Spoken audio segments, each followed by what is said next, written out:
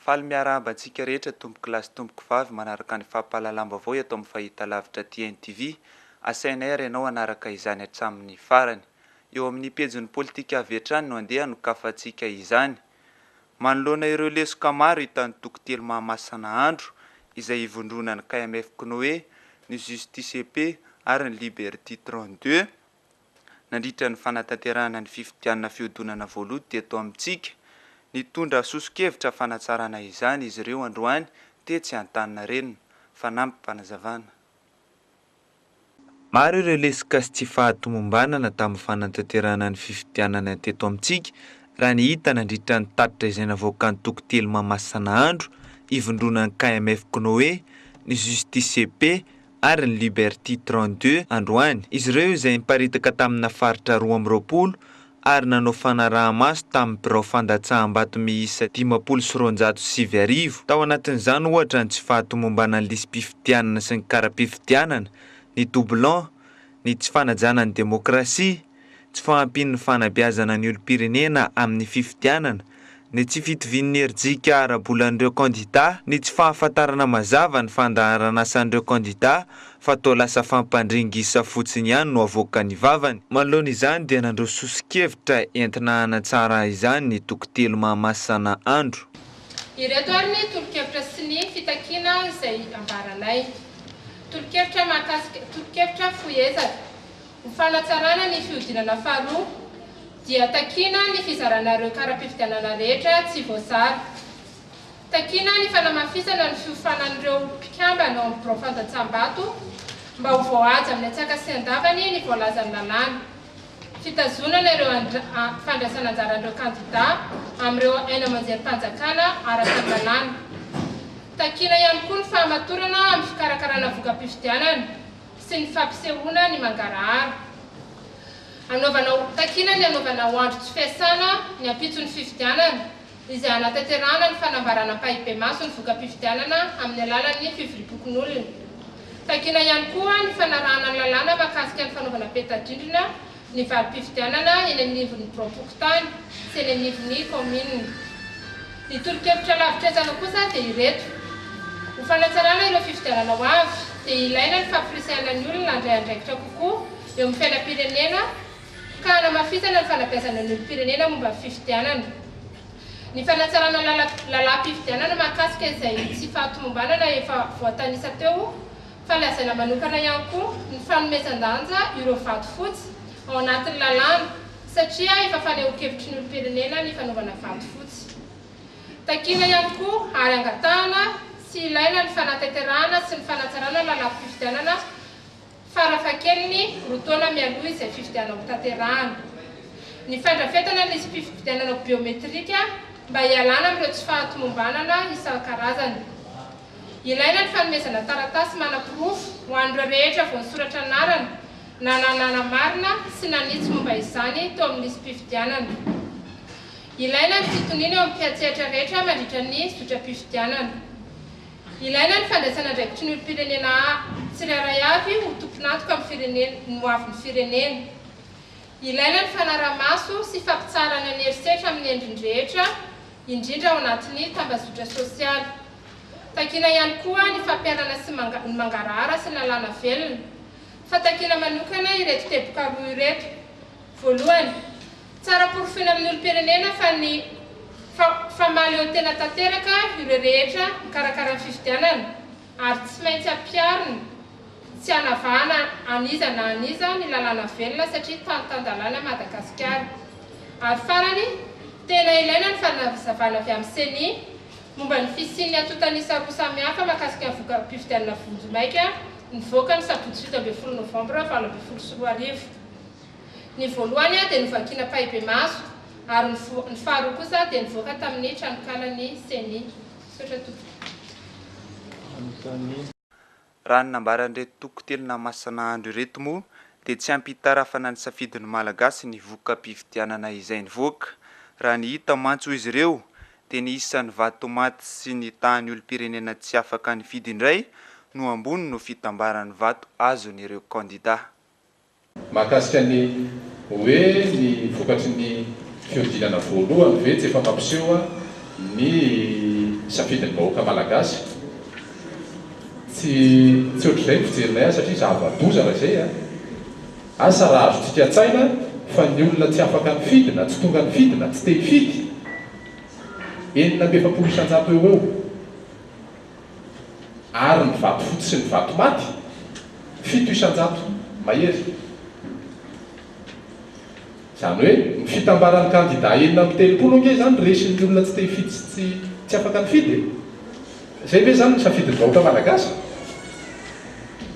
ka zay ataoko hoe zava-doza raha zay ny fomba hijerevantsika azy fa isika rehetrarehetra tokony fanometanana na ho anay izay mba misalotra n'ilay akanjo hoe fiarahamonim-pirenena misehatra ao anatin'ity raharam-pifidianana ity na ianareo mpanao gazety ifanometana antsika anentana ny olona mba ho tonga hifidy maro raha misy ny fiodinana faharoa fahazadino fa io lalam-pifidianantsika io mbola mifehy ny fifidianana sy olom-bavam-bahoaka ary vao mainka ho tantara satria jereo tsara ny lalàna mifehy ny fifidianana sy olom-bavam-bahoaka ohatran'ny lasa mitsambikitra sady atrany fangambany rehefa tonga ny fotoana dia ho hitantsika eo rehefa tonga izay fifidianana zay fa dia n'izao dia efa tokony ho jerevantsika izay zavatra efa tsy mora ary ny tena olana eto amintsika sao dia adino fa lalàna ny tena nametraka an'ilay olana io lalàna io zany mila alamina tsara ahoana ny fomba handaminana azy tsisy afa-tsy satria io lalàna fehizoro dia tsisy afa-tsy anteny mera-pirenena sy afaka mikitika an'io tsisy nanao réaction mahakasika ny fifidianana ny olona ao anatina anteny mera-pirenena io tsika hatreto aloha fa tonga nanao fihetsiketsehana teny anoloan'ny fitsarana avy momba ny lalam-panorenana androany ireo vahoaka mivondrona ao amin'ny hetsi-bahoaka miady amin'ny tsy fahamarinan'ny fifidianana anton'izany ny voka-pifidianana izay navoaka ny CENI izay tsy hitondra fitoniana eto amin'ny firenena manao antsoava amin'ny ACC moa izy ireo androany fa tsy lalana tokony hizorana ny fifidianana fa nampampanazavana voaosihosy tanteraka ny zony vahoaka malagasy amin'ny fanehoana ny safidiny eto amin'ny firenena raha ny nambarany hetsi-bahoaka miady amin'ny tsy fahamarinan'ny fifidianana mandeha amin'ny tsy hizy ho izy ireo ny fikirakarany CENI fifidianana tamin'ity taona ity raha tsy laza afa-tsy ny lisy-pifidianana tsy tomombana ny kara-pifidianana amin'ny olona efa maty sy ny maro hafa eo ihany koa ny famoahana ny voka-pifidianana izay natao amboletra raha ny fanazavana araka izany dia tonga nanao fihetsiketsehana tena noloan'ny HCC izy ireo androany ary nanao antsoavo fa tsy lalana tokony hizorana ny fifidianana ary tsy hitondra amin'ny fitoniana. Voaosihosy tanteraka ny zoany zany vahoaka malagasy zany tao anatin'ny safidiny dia zay mahatonga anay mijoro mba tsisy izany tsony ary mba tsy hiverena an'izany eto amin'ny firenena. Maro ny zavatra hita zay tao anatin'ny CENI zay tsy tokony natao ary mitondra mihitsy ny tsy makany amin'ny tsy fitoniana raha ohatra mbola mitoy zao zay amboletra nataon'ny CENI ny famoahana proclamation voka-pifidianana vonjy-maika zay natolotra nakany amin'ny ACC zany mahatonga anay niakatra ety Ambohidahy ety amin'ny ACC satria mitaka ny vahoaka malagasy fa tokony hatsahatra aloha ny famoahana ny voka-pifidianana eto amin'ny firenena satria maro ny tsy tomombana maro ny pitsopitsony maro samihafa zay tokony mbola harenina teto amin'ny firenena dia zay no nahatonga anay manohy an'izao tolona mbola atao izao manantena ny fahendren'ny ACC zahay satria izy ireo dia olona institution lehibe eto amin'ity firenena ity izay ifahara malagasy ny teny izay avoakan'izy ireo ary ny fanapahan-kevitra azy avoakan'izy ireo dia noavin'ny Madagasikara mihitsy ny ampelantanan'izy ireo ka dia manantena izahay fa olon-kendra ny ACC mba iainy ny etahitan'ny vahoaka malagasy iainy ny fanodin'ny vahoaka malagasy amin'izao fifidianana tsy mandeha amin'ny lonin'izao dia tokony mba hikoprandra ny ACC mba tsy hiverenana indray ny ao anatin'izany atao crise électorale zany dia zay no nahatonga anay mijoro ankehitriny manao antsoavo an'ny ACC ety Ambohidahy satria mahatsapy izahay fa tsy tokony lalana izorana aloha ny anatanterahana ny fifidianana fa tokony kosa fanapahan-kevitra hafa ny tokony ho raisina raha ohatra zany no angatahany vahoaka malagasy. Manoloana ny resaka sy ny fanehoan-kevitra maro samihafa manodidina ny fikirakarana ny vokam-pifidianana filoham-pirenena fihodinana voalohany, nanao fanambarana ny KMMR na ny komety mpanoana ny kandidata Ravalomanana fa milaza ny mankatoy izay ho vokam-pifidianana eo. Nambaran'izy ireo ihany koa fa hisintona ny fitoriany ny kandidata Marc Ravalomanana. Tanjona ho izy ireo ny havitan'ny fifidianana ao anatin'ny filaminana tsy isian'ny korotana eto amin'ny firenena intsony. Ny Antsipirini. Manaiky ny numero 25 fa voaja ny mangarahara nandritra ny fotoana ny asan'ny seny. Noho izany ny KMMR sy ny candidat numero 25 dia manaiky ny vokatra vonjomaiky navoaka ny seny. Ny lalàna momba ny fifidianana dia ny manome lalana ny candidat rehetra ametraka fitoriana raha toka misy zavatra tsy mahafa-po mandritra ny fotoam-pifidianana. Nanana ekipa mpahay-lalàna ary miara-miasa amin'ny KMMR sy ny candidat numero 25. Saingy na tsikaritra nefa izahay KMMR fa tao anatin'ny andro vitsivitsy izay dia nisy paikady hafahafa hita soratra teny amin'ny fiarahamonina. Misy hetsika tao mifono ambadika politika tazana, tao nisy ampahan'olona mitady anao izay anafoanana ny fifidianana.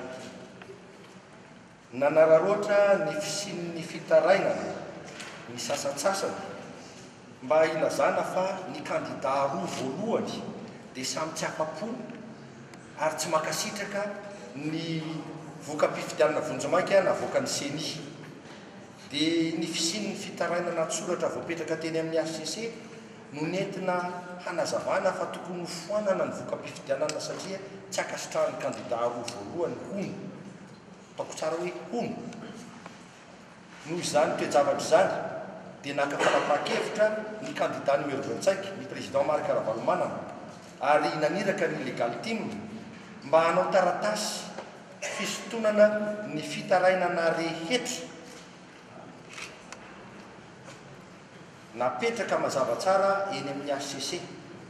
Aleon'ny candidat numero 25 Marc Ravalomanana napetraka mazava tsara ny fitsipy-dalao, tsy mangataka ary tsy mankasitraka ny fanafoanana ny fifidianana efa vita tamin'ny 7 novembre 2018 ny candidat Marc Ravalomanana, tsy mangataka ny fampiemorana ny fifidianana fihodinana faharoa ny candidat Marc Ravalomanana. Aleo izotra ny fifidianana fihodinana faharoa ampazava ny safidim-bahoaka fa io ihany no fomba ahafahantsika amin'ny fomba demokratika manendry ny olona hitantana ny firenena malagasy amin'ny fomba eken'ny vahoaka malagasy. Eo amin'ny tontolo an-dranomasina kosa indray, maro ireo tranga mety hiteraka loza mahazo ireny tatsambo ireny eo am-panatanterahana ny asany, toy ny fipoahana, ny famaizana vokatry ny tsy fitandremana madinika. Izany rehetra izany mifandray anefa dia mety hitatra ka hitarika hatramin'ny faharendrehan'ny sambo. Manana andraikitra lehibe manoloana izany indrindra ny eo anivon'ny sampan-draharaha, mpikaroka sy mpamonjy an-dranomasina mba hanampisiaro ireo tatsambo raha sendra olana tahaka izany. Manoloana izany indrindra dia misy ny fiofana omena ireo mpisehatra mahakasika izany. Tanjona dia ny hanatsarana ny fomba fiasa eto Madagasikara amin'ny fikarohana sy fanavotana an-dranomasina sy mba hahatonga ireo mpisehatra eto amintsika ho matianina. Mandritra ny 3 andro moa izany fiofanana izany etsy Antaninarenina raha ny fanazavana voaray. Marina fa tafiditra ao anatin'ny tetikasa zéro accident ataony avy eo anivon'ny APMF moa izany fiofanana izany. Fa manoloana ny fiovaovan'ny toetrandro eto Madagasikara ankehitriny, eo am-panomanana ny diany hamonjy ny fionam-be iraisam-pirenena mahakasika ny fiovaovan'ny toetrandro ny delegasiona malagasy amin'izao fotoana izao. Vokatsoa maro moa no azontsika amin'ny fanatrehana izany raha ny fanazavana azo. Araka ny efa nambara ombieny dia marefo tokoa isika eto Madagasikara amin'ny fiatrehana ny fiovaovan'ny toetrandro mba hahazoantsika traikefa mahakasika ny tokony atao ho entiny ady sy hanalefaka ny fiantraikan'ny fiovaovan'ny toetrandro izany dia eo am-piomanana ny dia hamonjy ny fiaonam-be iraisam-pirenena mahakasika ny fiovaovan'ny toetrandro na ny COP24 ny délégation malagasy amin'izao fotoana izao. Vokatsoa maro moa no azon'ny Madagasikara amin'ny fanatrehana izany fiaonana izany raha ny fanazavana. Ho tanteraina any Pologne ny faharoa ka hatramin'ny fa-14 ny volana Desambra izao moa izany fivoriam-be iraisam-pirenena mahakasika ny fiovan'ny toetrandro izany raha ny fanazavana hatrany. Tematika maromaro moa zany raha midinika ny Pologne any dia ao ny atténuation na ny hoe fanalefahana ny fiovaovan'ny toetrandro, ny adaptation na ny fiatrehana dia ny mise en œuvre na ny fampiarana an'izany asa rehetrarehetra izany dia izay zany ny fampiresahana teto hoe délégation malagasy no any ny feo amin'ny Madagasikara no entina dia tsy maintsy mifampiresaka amin'ireo sehatr'asa sy mpiara-misalahy rehetra amin'izany ady amin'ny fiovaovan'ny toetrandro izany.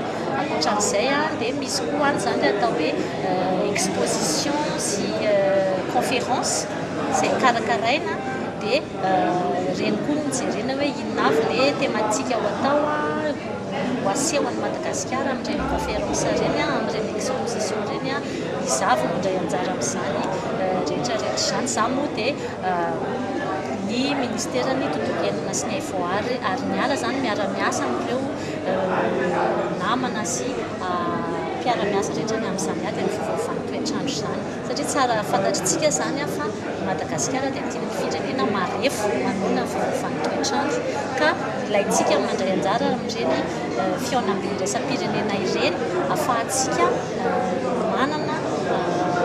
manana rehefa avy eo anaovana ny asa amin'izany ady amin'ny fiovaovan'ny toetrandro izany.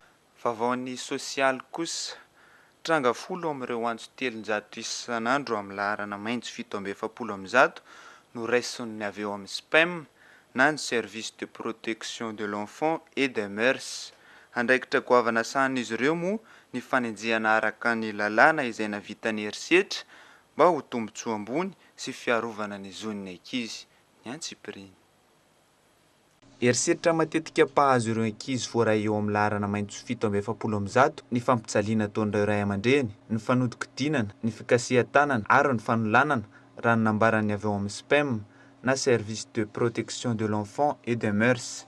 Tranga folo amin'ireo antso 300 isan'andro kosa no azo raisina ka andraisana fepetra. Andraikitra sahan'izy ireo moa ny fandrona sy fanomezana torolalana ireo olona izay mahita ny tranga mahakasika ny herisetra atao amin'ny ankizy fa indrindra ny fanenjehana araka ny lalàna izay manao izany herisetra izany. Izany no natao dia ho fiarovana ny tombotsoa ambonin'ny ankizy raha ny fanazavana. Ny tranga voaray eto amin'ny ligne verte 147 matetika zany eo amin'ny folo eo zany no tranga tena hoe azo mena orientation zany sy torefitra eto aminay fa ny antso zany izay voaray eto amin'ny ligne verte isan'andro dia mahatratra hatrany amin'ny 300 any. Matetika aloha ny tranga mpiseho eto aminay eto zany dia mikasika ny herisetra atao amin'ny ankizy zany. Ireo ray aman-dreny mampijaly zaza, ireo ankizy misy mamono, ankizy misy manolana, ankizy misy manodikodina. Misy maromaro ny fomba fampiasanay fa eto moa zany dia natao ho fienoana sy fanoloana lalana an'ireo olona zany izay mahita na mitrangana herisetra miatra amin'ny ankizy zany. Ka voalohany indrindra zany raha vao maharay antso zay mikasika na herisetra anankiray dia mamantatra an'ilay hoe karazana herisetra manahoana moa le miatra amin'ilay ankizy aiza ny toerana misy azy dia mandefa an'izy ireo makany amin'ny toerana izay tokony hamantanany mba voalohany indrindra aloha tsy njovana ilay tombotsoa ambonin'ny ankizy zany sy mba hitsaboana azy raha toa ka niara amin'ny herisetra ara-batana izy dia ny faharoa ny fanenjehana araka ny lalàna an'ireo olona izay nanao ny herisetra.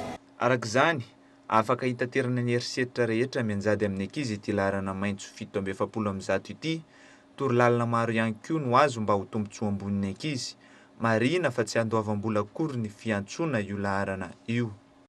Entintsika mamarana izao fampalalam-baovao kosa dia andehantsika anaraka fanadihadiana mahakasika ireny asa madinika ireny. Mivarotra ireny karazana fanafody sy sakafom-biby ary ireny fanamboarana vinaigitra ireny no asany lalaina. Efa ho 12 taona izao nanaovana izany asa izany. Maro karazana tokoa raha ny zavatra mitiny eto, samy manana ny vidiny kosa nefa izany, izay manomboka amin'ny 100 ka hatramin'ny 200 ariary. Ireny fanamboarana vinaigitra sy fanaovana charcuterie ireny kosa no betsaka mpividy, saingy mahalana kosa vao misy mpividy ireny fanafodin-biby ireny raha ny fanazavana trany. Taona teo dia niasanay manao resaka vente phyto dia veto dia resaka asa resaka momba ny taozavatra toy ny resaka tao amin'ny sakafo produit charcuterie tena asa zany le tanareo ohatrany hoe fitsaboana biby resaka vety karazana pharmacie kely ka pharmaciena biby dia misy koa fa resaka pesticide ny insecticide sy ny ohatr'izany famonoana biby kely dia izy zavatra mianarana zany dia mba mampiatra an'ilay zavatra nianarana. Fanafodina biby zany mbola mahazona 500 raha hoe mahazo cc ohatra 1000 francs cc dia ny tena flacon to dia hoe boaty anankiray no 500 000. Ny produit charcuterie aloha ny tena mandeha dia ny resaka acétique le produit fanaovana vinaigre ireny tena mandeha. Rehefa tena mandeha ny acétique zao malaky ohatrany amin'ny 10 litres ny 20 litres par jour dia ny produit charcuterie vague be le izy be le karazany dia samy mandeha daholo. Tsy tonga ho azy tamin'izao toerana misy azao anefa ilalaina fa nianatra momba ny fambolena sy ny fiompiana vao nanao ity asa iray ity, asa izay nambarany fa mahavelona ary azom-bola. Dia iny fanadihadiny indray tomboko lahy sy tomboko vavy no mamarana ny fiarahantsika amin'ity anio ity. Isaoranay ianao nanaraka izany hatramin'ny farany. Veloma tompoko.